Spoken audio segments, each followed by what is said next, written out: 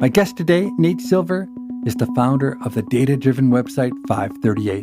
He's also the author of the best-selling book, The Signal and the Noise.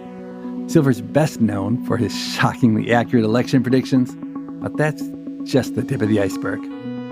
I think I have strength in dealing with imperfect information and dealing with uncertainty and kind of refining best guesses. Welcome to People I Mostly Admire with Steve Levitt. What I love most about Nate Silver is that he has such amazing instincts both for analyzing and writing about data. Almost every time I read something he's written, I have the same reaction. Damn, I wish I'd written that.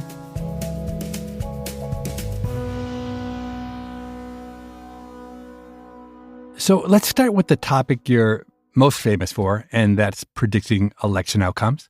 In 2008, your first foray into political prediction, you correctly predicted 49 out of 50 states in the Electoral College. And then you, against all odds, did even better in 2012, getting every single state right. And those two election cycles led people to believe you were some kind of a messiah or an oracle. And I have to imagine that's both a blessing and a curse, right? Very much so. I remember telling my literary agent that I am being set up to fail here. Inevitably, there'll be a time when the low probability outcome comes up. Although in 2016, it wasn't that low, actually. We had Trump with a 29% chance of winning on election day. But yeah, it led to this misunderstanding of what I do and what the data science behind election forecasting is. A lot of the time, we wind up being less confident than the conventional wisdom about an outcome. That's where the numbers point, right? Polling has been error-prone in the past. It will be error-prone again. So you've been a miraculous 2008, 2012, and the 2016 election comes along. It's Hillary Clinton versus Donald Trump. And every respectable prognosticator had Clinton favored. But you actually had Trump with a pretty good chance, 29% chance of winning. And afterwards, I heard a lot of people saying, oh, Nate Silver and FiveThirtyEight, they really blew it in 2016, which is a completely predictable response, but I think absolutely the wrong takeaway. And I'm sure you must agree with me that there were much more useful conclusions to draw from 2016, a real opportunity to start understanding better the nature of predictions. A lot of people who are into political forecasting just want to hear that their guy is going to win. So you build up a large audience of progressive Democrats who think, oh, here's this guy that always has good news for Obama and for Democrats. And then when that's not the case, it causes a lot of cognitive dissonance. So it kind of felt like in 2016 where our model did have Hillary Clinton favored, but less so than the conventional wisdom had her. So it was kind of like a thankless position where you're like, yes, this thing that you think is unlikely is actually less unlikely than you think, but still below 50%. That's a hard message to convey in the heat of an election campaign. I am a guy who thinks about markets, right? Like I play poker, I make sports bets sometimes. So to me, if the consensus odds was that Trump had like a 15 or an 18% chance was the odds at prediction markets, and if you're at 29%, then you would actually bet quite a lot of money on Trump. Now, why was he more likely than people assumed? It's partly because of a mathematical property of the way the Electoral College works, where people would look at these polls and say, well, Clinton's ahead in Wisconsin, and she's ahead in Michigan, and she's ahead in Pennsylvania, and she'd have to lose all those states to lose, right? And what are the chances of that? The issue is that all those states are correlated. They have the same, basically, like, white working class voter base. So when Trump does better than expected in Wisconsin, he'll probably also do better in other Midwestern states, Michigan, Ohio, Pennsylvania, and so forth. And so our model realized that these things are highly correlated, that being up a tiny bit in a lot of states is actually not all that good. Because if it's a uniform swing in the direction, then all of a sudden you lose all these states by a point, 2 points, instead of winning them by a point or 2 points. And that's basically what happened, is that Clinton's support was overestimated in the upper Midwest, and that's a critical reach in the Electoral College, and then you get Donald Trump as president. So the point you just made is that it's not that there are 50 independent shocks, which each state getting some random draw. It's that there's a set of shocks, a small number, and they trickle across states. Is that why you think other people's model gave a higher percentage chance to Clinton? Because essentially they were getting the standard errors wrong. That's the main reason. The Huffington Post, for example, had a model that had Clinton with the 99% chance of winning. There was a model at Princeton that was like 99 point some percent. If you remove the part of your model that says that these states are correlated and not independent, then you'll get a really overconfident answer. There are some other subtle things too. Our model had priced in the fact that in 2016, you had a big third-party vote. You had a lot of undecided voters, so there were more votes up for grabs than typically. A lot of people who say they're going to vote third-party actually wind up under the pressure of the ballot booth, picking one of the two major parties. But the main thing was just that you cannot treat this as 50 independent contests. It's the same two people on the ballot in every state. And I grew up in Michigan. People in Michigan are not that different than people from Wisconsin or Ohio, despite rooting for different football teams and so forth. Yeah, exactly. You got back in form in 2020, right? You got 48 out of 50 states. And I have to say, I was surprised to see, reading your new Substack account, that you're not sure whether you'll even cover the 2024 election. And I'll believe that when I see it, because the demand for your forecast is going to be intense. The issue is that people look at me as some avatar for, I don't even know what anymore, right? But there's a lot of pressure to convey information to people that are not in a mood for rigorous analysis necessarily at all. You have people who feel very strongly emotionally about this election. But I think people have trouble grasping the idea that an election is one event drawn from a larger sequence or reference class, is the nerdy way to put it. And parties don't want you to believe that elections are probabilistic. They want you to think that our guy is the righteous guy to inhabit the White House and that you as the voter control this process. But yeah, it's a little bit of oil and water as far as what the audience wants versus what a probabilistic forecast can really provide.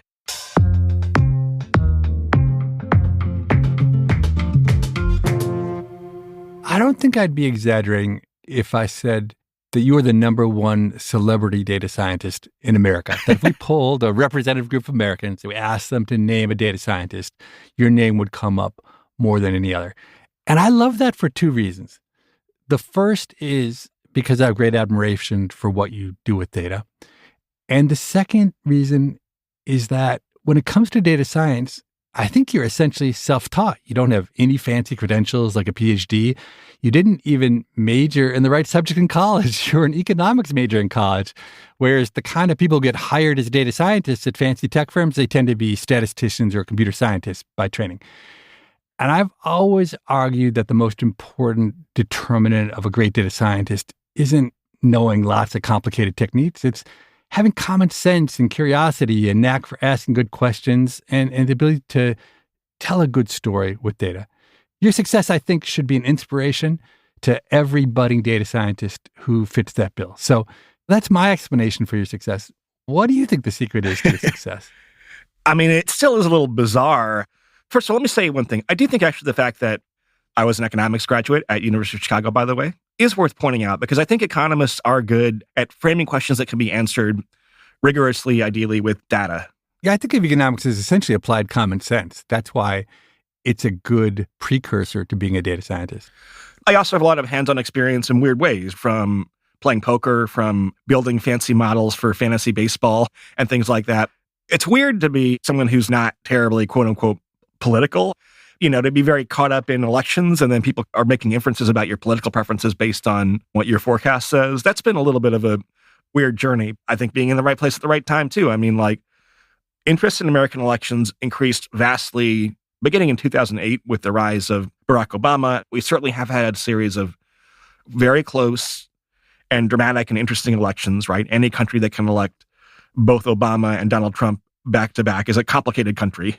It's been interesting having a front row seat at this very confusing time in some ways to be an American. I want to go back to you as a data scientist, though, because if you were going to be a physicist or a chemist, there's no way that you could be a wildly successful physicist or chemist by being a poker player and building some models. And it's interesting to me, fascinating to me, that somebody like you, as far as I can tell, you just were interested in questions and you would gather data and you'd try to make sense of the world. And you just did that over and over and got better. Being fair, I would say I'm a self-taught data scientist too. But is your identity as a data scientist, or how do you think of yourself even? It depends on what I'm doing. I don't have the kind of engineer physicist brain, right? I think I have strength in dealing with imperfect information and dealing with uncertainty and kind of refining best guesses. I think of the world in provisional and probabilistic terms. I literally was a professional poker player for a couple of years in my mid-20s. One disadvantage of academia is that it's a little bit slow-moving, potentially. It takes a long time to publish papers, where if you're publishing an article, formerly at FiveThirtyEight, now at my Substack called Silver Bulletin, you're trying to do 80% as good a job in like 10% or 2% as much time. And believe me, I think there is value in like rigorousness, but having a lot of reps for being able to see a data set quickly and get the gist of it with some degree of uncertainty more often than not is, I think, a valuable skill set. It's also more fun. That's the thing that sapped the fun for me out of academics. I love coming up with ideas. I love finding a pile of data and making sense of it and getting the basic idea. And that takes maybe 10% of the entire time of doing an academic paper. And about 50% of the time of doing an academic paper is addressing 74 different possible criticisms, which can't matter, but that somebody might say. And so in order to get published, you need to essentially rule out or at least discuss or know about each of those. And that's just not that much fun for me compared to the quick hit version. Sometimes you'll be wrong, even when you do the really rigorous thing because you don't see the whole story. But the trade-off, both I think in terms of getting to answers and just in terms of pure joy of doing the research, is much higher in a blog world than in an academic world. And it's also, I don't mean to criticize academic writing, but it is a little bit of a straitjacket. There is some art as far as like conveying what is the degree of epistemic certainty I have about this conclusion, right? Is this kind of like conjecture written in dry erase marker, or is it something I'm going to gravel and limestone because I'm so confident of it? In academic writing, it often always sounds like the latter, even when you prefer the former. The problem comes down to the nature of the adversarial relationship between the author and the anonymous referees, whose job it is to say that a paper should or shouldn't be published. And almost never will a referee say, hey, this kind of seems mostly right, you should publish it. If it isn't 1,000% right, then they say don't publish it. And the consequence is that in academics, what I ended up doing was biting off tiny little problems that I knew I could answer and avoiding going after big questions where there might be question marks left over even after I did the best job I could. And yet we still have a replication crisis. But yeah, it leads to these kind of very precise answers that sometimes aren't the most accurate answers, is the way to put it, right? You're answering a very particular question with particular conditions or specifications. There are so many ways that as a researcher you can make different choices with how you handle a data set. I mean, I don't think it's bad, but it can put you in a very potentially defensive mentality. I actually changed the way I wrote papers after a while with exactly this spirit in mind. Usually what economists do, which is crazy scientifically, is they come up with a theory, they go to the data, they test it, and inevitably the data don't match the theory. So then what the economist does is say, okay, I need a different theory that matches the data. And they come up with a different theory. And then the way they write it up is, here's the theory, and it is validated by the data. It is so unscientific, it's almost unimaginable, but that is the form most academic papers take. But I decided to do something very different. What I began to do later in my career was to say, hey, here's a data set. I'm just going to describe what's in the data. These are the correlations in the data. And correlations aren't what we care about. We care about causality.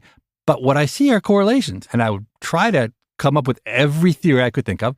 And then I'd say, which of those theories are or are not consistent with the data? And then what I'd try to do is say, well, is there anything else in the data that I hadn't thought of before that might distinguish these theories, and then go back and try to add it? And it's a much more agnostic way, and I think a much more scientific way of doing empirical analysis. But it's hard to get papers published that way because it doesn't have this veneer of the, quote, scientific method where you go out and you have a hypothesis and you test it and you show that the data are consistent with it. And we've also evolved to a place politically in the US where the kind of phrase, oh, trust the data or trust the science or trust the expertise has become a little bit loaded. And if you know anything about science, then it is kind of a somewhat adversarial process, right? And a lot of facts are seen as provisional and are subject to change and are subject to scrutiny, certainly, and skepticism. And where are we in that balance between like healthy and unhealthy skepticism? I don't know. But if you're in a paradigm where admitting doubt is seen as weakening your argument, then that's not a very scientific way of thinking, I don't think. We'll be right back with more of my conversation with Nate Silver after this short break.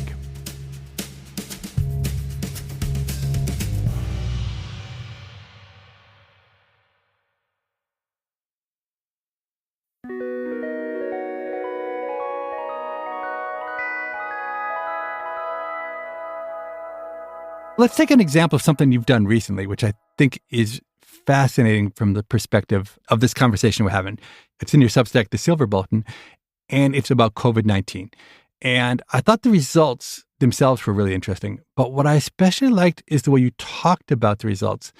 Could you just lay out the question you were trying to shed light on about COVID, your empirical strategy, and your findings? It was a Friday afternoon, and kind of what inspires me to write particular posts I'm never quite certain of. But what I thought was a relatively straightforward finding that until the introduction of vaccines, so early 2021, basically, there was no relationship to speak of between the political orientation of a state and how many people were dying from COVID.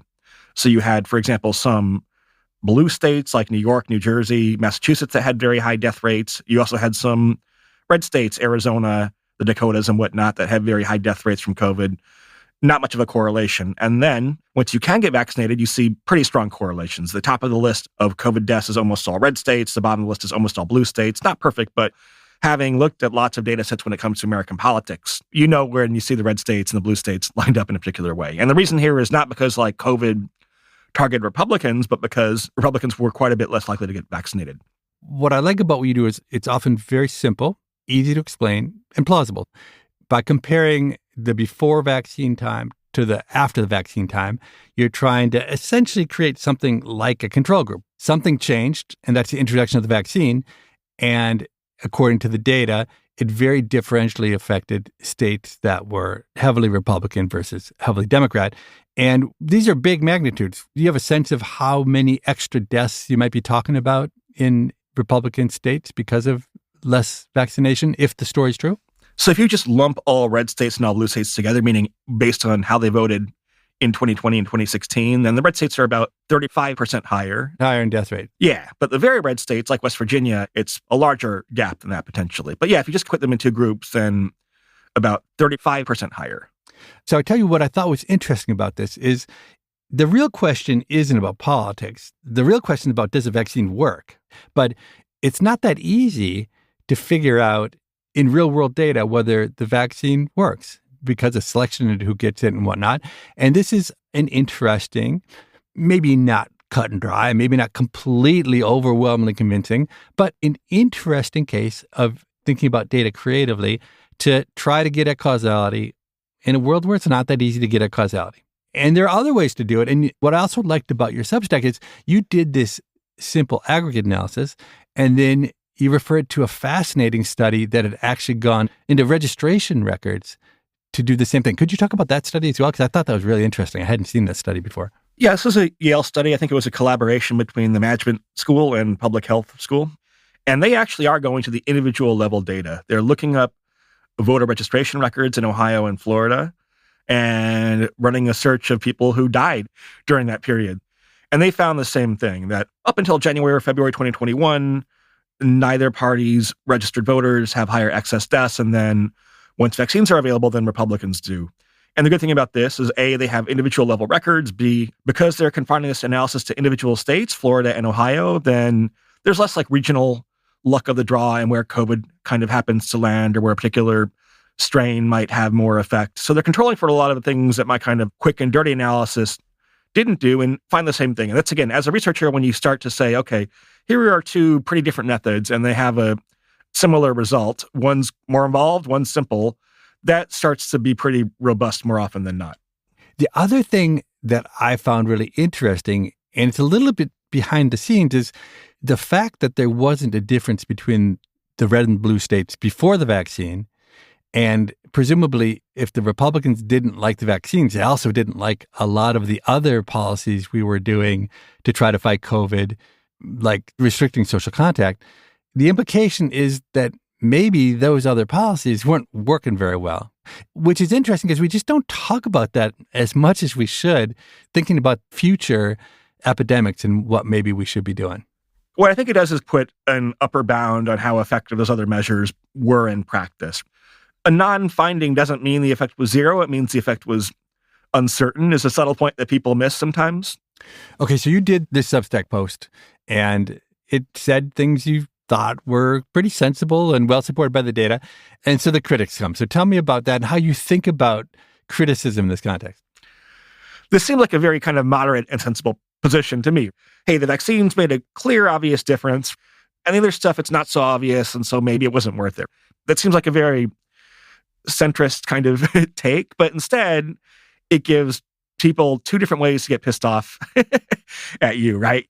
Here's what I found entertaining as an outsider watching you do this, but I find incredibly frustrating when I'm the one being attacked, is that there's a real imbalance between the amount of work it takes to produce a thoughtful, data-driven piece that makes a sensible point about the world.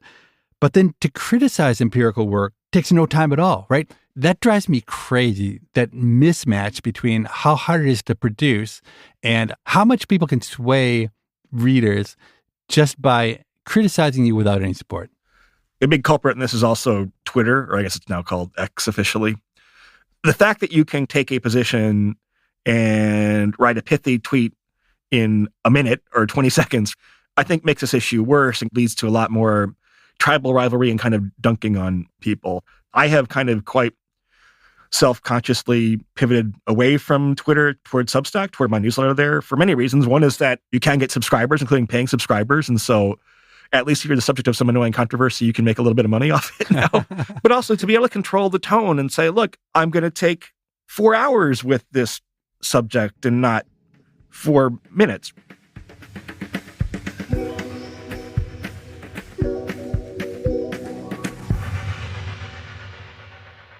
So I want to go back to the book you wrote. It's called The Signal and the Noise. And knowing we'd be talking, I went back and I took a look at it for the first time since right after it came out. And I have to say, it's really an awesome book. You make a lot of simple, but I think important points. So to me, the most succinct summary of the book is this. You wrote, we need to stop and admit it. We have a prediction problem. We love to predict things, and we aren't very good at it. Yeah. That's the thesis of the book, basically. So go out and buy it. I think the irony, it comes up a little bit with the Trump in 2016 prediction. I'd call it a forecast, technically. But like, people really demand certainty, right? They assume that if someone's an expert, they must know all the answers with a high degree of confidence. When there are times, like in 2016, where the right answer is be less certain. That's a kind of hard message to sell. And it's not getting any easier in the kind of days of Twitter and other social media where people have access to a stylized interpretation of facts that flatter their political and other preferences.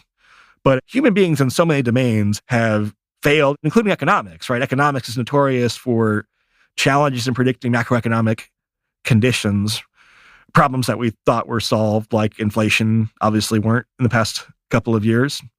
So there really aren't very many examples of successful predictions. Exceptions include weather forecasting.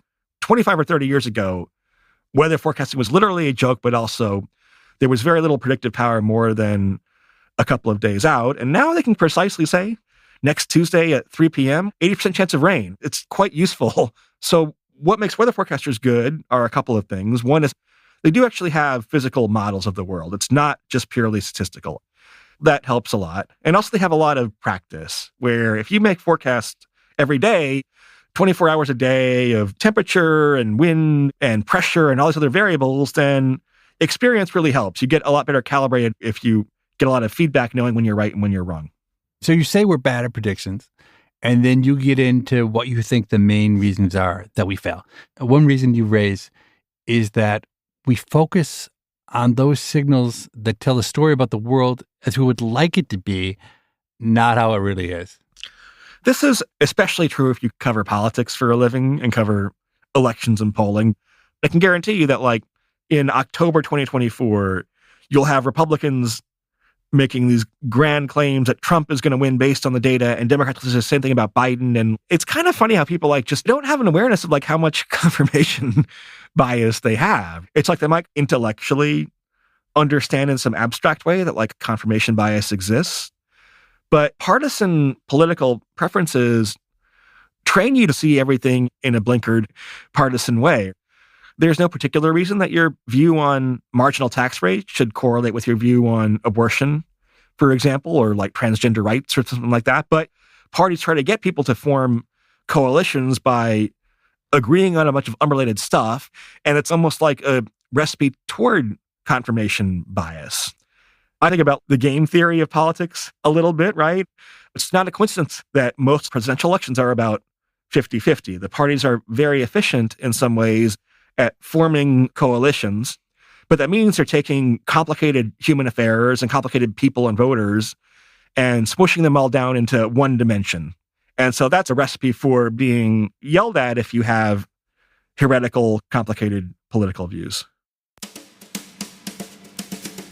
You're listening to People I Mostly Admire with Steve Levitt and his conversation with Nate Silver. After this short break, they'll return to talk about how online poker led Nate to the world of political forecasting.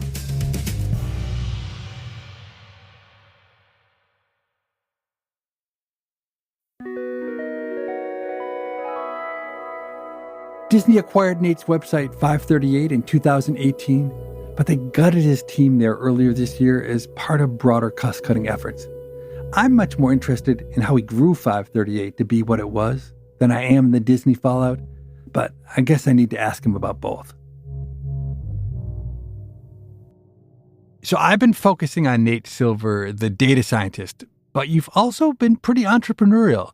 What was the origin of FiveThirtyEight? Do I remember correctly that you were doing some kind of an anonymous political blog or something like that? So give my kind of very brief life history. I went to the University of Chicago, graduated in 2000, got a job working at... Wait, let me ask you, how come you didn't take my class? I think your classes were like not at the right time of day. I was lazy as a student. So I had like 4-day weekends every weekend. Not the most productive period of my college career, I will tell you that much. But yeah, I graduated. I got a job as a consultant for KPMG, which is a big accounting firm. Found it pretty boring, but on the side began doing a couple of things. One is that I started playing internet poker, which was in a boom period back then, and also started working on models to forecast how Major League Baseball players would do. I basically had a lot of free time at work and wound up quitting to do a combination of those things. I was actually making most of the money playing poker, but putting more of the time in working on baseball statistics, called sabermetrics is the more technical term for it. Did those things for about 3 years. In 2006, the U.S. Congress passed a law that essentially banned internet poker. What it really did is kind of ban payment processing to online poker sites. So there were workarounds, but a lot of the liquidity in the market dried up. So having my livelihood destroyed by this act of Congress, I began actually in 2006 becoming more interested in the congressional elections that year. I wanted to see the people who had passed this legislation voted out of office. Oh, vindictive, huh? Jim Leach was this kind of very old school, moderate congressman from Iowa who was the lead sponsor of the bill. And he actually did lose to a random political science professor who was backed by poker players' contributions, actually. Dave Loebsack, I think the name was. I was living in Chicago at the time, and it was hard not to be compelled by the 2008 election. You had all these mega stars. You had Hillary Clinton running. You had Barack Obama running, who had been a law professor at U of C and kind of a favorite of like campus progressives, of course. But also John McCain was a remarkable American war hero. And Sarah Palin was a phenomenon that was a precursor in some ways to some type of Trump-style populism. And so all that star power, coupled with this increasing interest among the population for Moneyball style this, Freakonomics style that, right? More kind of data-driven analysis. I started writing originally anonymously on this site called Daily Kos, which is a actually very liberal-leaning site. And why anonymous? I was afraid, since I was mostly known as a baseball writer, that people would not want to hear my political analysis. Even though you had a reputation for being a really good data scientist in this other domain, you thought it was better to be an unknown. That's funny. And also to have people evaluate the work for itself and not having my name attached to it. But sooner or later, I realized, okay, it doesn't make much sense to be like writing for someone else's site. So I founded FiveThirtyEight and began building these models initially to see whether Obama or Hillary Clinton had a better chance against McCain. Also did some forecasting of like the primaries. And the site just did way better than I would have thought. This was still an era where it's the beginning of Twitter, things can go very viral very fast. And all of a sudden, you're getting more page views than some mid-sized newspaper. And so it just wound up, in a mostly good way, taking over my life. And there was just like tremendous demand for the intersection between interest in politics, interest in data, and just a kind of viral phenomenon unto itself. So it was a one-man show for how long? Or did you start hiring planes right away, or how'd that go? I've always and still always am the guy who builds all the models himself, right? Other people might write for the site. There were several paid guest writers and some unpaid guest writers, but like I was very hands-on as far as the models go. So just looking at my own academic career, as I got resources and started hiring people, the only thing I really found that I could delegate very well was data analysis and modeling. And that was the part I liked best. And I made this terrible career move of giving away the part of the process I liked best, but I didn't feel like I could have people write my academic papers, and I didn't feel like other people could have ideas that I wanted to write about. It's interesting to me that you're saying you managed to avoid that fate at 538. You really kept control of the modeling, which I'm impressed by. Well, I should say there were lots of people that were very helpful as far as collecting and updating data, as far as like building these beautiful graphic interfaces and visualizations. But the actual kind of data itself, I still code the election models in Stata, and it is very labor intensive. Right now, all the models are in a state where I think they're all pretty complete. I don't plan to make major revisions. But yeah, there were periods where over a period of like a year and a half, rebuilt our presidential election model, our presidential primaries model, the congressional model, and an NBA model. And that was just like a lot of very late nights trying to debug some code. Eventually, you partnered with the New York Times, and you did that for 3 years. And I think there's this general impression that when you're creating content for the New York Times, it must mean you're getting paid a bunch of money. But at least for me, and when Stephen Devner and I had a regular column in the New York Times Magazine, and then we had our Freakonomics blog affiliated with the New York Times, my memory is that it wasn't lucrative at all. And in fact, I think I remember trying to talk you out of partnering with the New York Times. Is that true, or is that just my imagination? Journalism is a hard field to make money. So they paid me decently well, but it is nice being on Substack where you write a good post and you get dozens of notifications in your inbox saying people have signed up. And if it's a paid subscription, there's a pretty substantial lifetime value from a subscriber. And yeah, it is very weird now, kind of having this very direct incentive to write good stuff or write stuff that pleases people, which might not be quite the same thing. After years of having, at the New York Times and at ABC News, of having no incentive-based compensation at all. So you jump over to ABC, and then earlier this year, the nightmare scenario unfolded with Disney doing a bunch of cost cutting throughout the organization, and they savaged 538. Yeah. What's your reaction to that? To give like the slightly longer history, 538 was acquired by ESPN in 2013, which is part of Disney, and then transferred to ABC News, another part of Disney, in 2018. So one thing I'd say is it wasn't a big surprise. Look, when ESPN bought 538, this was an era when ESPN thought they were the best business in the world, that we have these guaranteed subscriber fees, and we show the NFL and the NBA, which is incredibly robust products, and our business will not be disrupted, right? We have a huge profit margin. And so actually with businesses like 538, they had no like business model at all. They were purely looked at as loss leaders, even though they, I think, could be very good businesses, right? I mean, they have very loyal audiences. They have very, frankly, affluent audiences.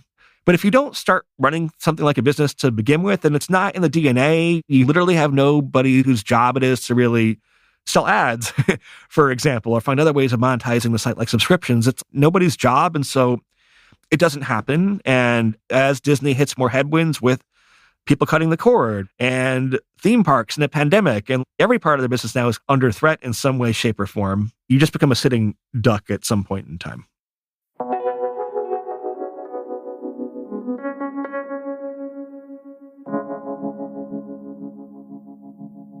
Let's talk about your new book. You've been at it for a long time. I can see talk about it online going back at least to 2021. This must be some book you're working on. Yeah. So the subject of the book is gambling and risk, which is an ambitious subject. It starts out literally in the world of capital G gambling. So the first two chapters are about poker, and there's a chapter about the history of Las Vegas, the history of casino gambling. There's a chapter on sports betting. That's the first half. Then there's chapters on venture capital and the cryptocurrency bubble and collapse. There's a chapter at the end about economic progress and capitalism.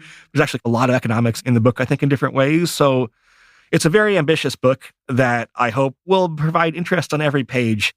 You have built a life around analyzing data. And what I find so shocking in the modern world is how little training and exposure the typical person gets in a school setting to data-related things. Have you thought at all about the teaching of data science or data analysis and how we might do it to middle school kids or high school kids? First of all, I think there should be statistics and probability and kind of logical thinking classes taught from a relatively early age, I would say. And then for some reason, still with math education in the US, there's still sometimes too much of an emphasis on the technical side of things and not as much on like problem solving, logical, quote unquote, rational thinking skills. One thing I will do sometimes, I'll be asked to judge student research paper competitions. So they're trying to solve some sports problem or some election modeling problem. And almost invariably, the people use way too many fancy techniques and aren't spending enough time asking basic questions of the data or thinking about confounding variables or figuring out like what a more robust strategy is for answering a question, all the things you were talking about before. I haven't thought about what the curriculum would be, but a combination of statistics, but really logical thinking, I think would benefit the students of the United States. My advice, if you want to learn how to analyze data yourself, is to find a question you care about, get your hands on some data, and try to figure out the answers. There is no substitute for that kind of real-world experience. The second best thing you can do to learn about analyzing data, short of doing it yourself, is to read what Nate Silver has to say, either in his outstanding book, The Signal and the Noise, or in his new Substack entitled Silver Bulletin. So now it's the time in the show where we take a listener question, and as always, we bring on our producer, Morgan. Hi, Steve. A listener named Cletus wrote to the show. Cletus has been a high school educator for almost 20 years and says that getting kids to appreciate a subject is an important part of the learning process. In our episode with mathematician Steven Strogatz, the two of you developed the idea of a math appreciation course for high school students, and that idea has gotten a lot of traction after that episode. Cletus likes the idea, but does have a concern. Students who might really appreciate math might not excel at the subject. For instance, Cletus has seen some students pursue careers in video game design because they love video games, but when faced with the more challenging and boring realities of design and development, they've dropped out or failed. So what do you think about this? So there's no guarantee that just because you like something, you can build a career around creating the thing that you're excited about. If we were able to create a math appreciation course that led a whole bunch of kids to think they wanted to do STEM, to try it, and then decide they didn't, I still would call it a huge success. I think such a better outcome than those kids never dipping their toe in the water because they were just afraid of it. I'm a big believer in options, and I'm a big believer in quitting. So I think there's not that much lost if people try something and it turns out not to be their thing. So Cletus had another example, which I thought was really spot on. A lot of people loved your insights into economics after Freakonomics came out. But that doesn't mean they'd actually enjoy the process of wading through data to find these insights and writing academic papers. Does that ring true for you? Oh, completely. After we wrote Freakonomics, I was a little nervous, really in the same spirit of what Cletus is talking about, because I don't think I'm exaggerating if I say that since the book was written, maybe 1,000 young people have come up to me and they've said, oh, I read Freakonomics, and that's the reason I'm doing economics now. Initially, I would apologize and say, oh, God, I bet you hate real economics because Freakonomics and real economics don't have that much in common. And interestingly, not one young person ever said to me, yeah, I'm actually really angry that you tricked me into doing economics. Some of them said, no, I love economics. And others said, oh, yeah, God, economics is hard. I finally had to quit. But not a single person blamed me for opening that door.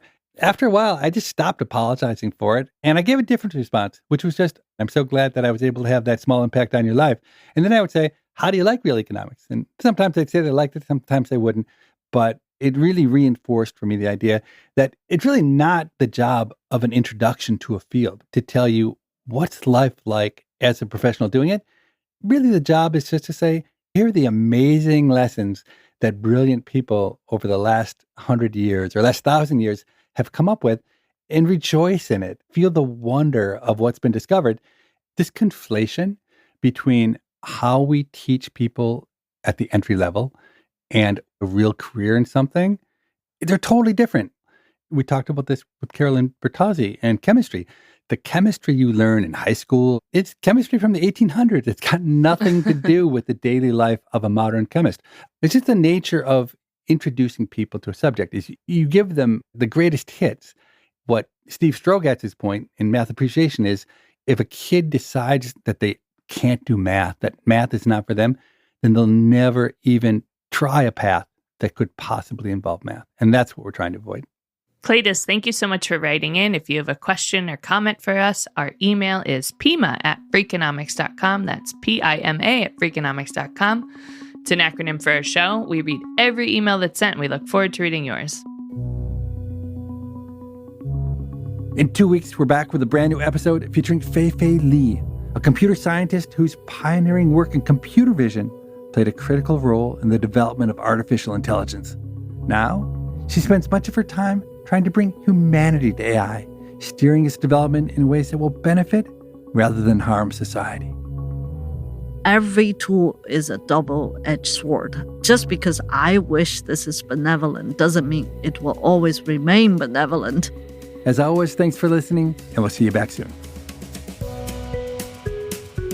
People I Mostly Admire is part of the Freakonomics Radio Network, which also includes Freakonomics Radio, No Stupid Questions, and The Economics of Everyday Things. All our shows are produced by Stitcher and Renbud Radio. This episode was produced by Julie Canfer with help from Lyric Bowditch and mixed by Jasmine Klinger. We had research assistance from Daniel Moritz Rabson. Our theme music was composed by Luis Guerra.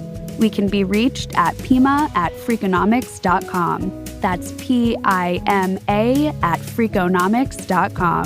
Thanks for listening.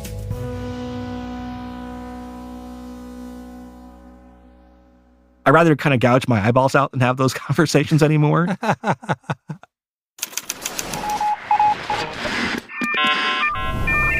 The Freakonomics Radio Network, the hidden side of everything. Stitcher.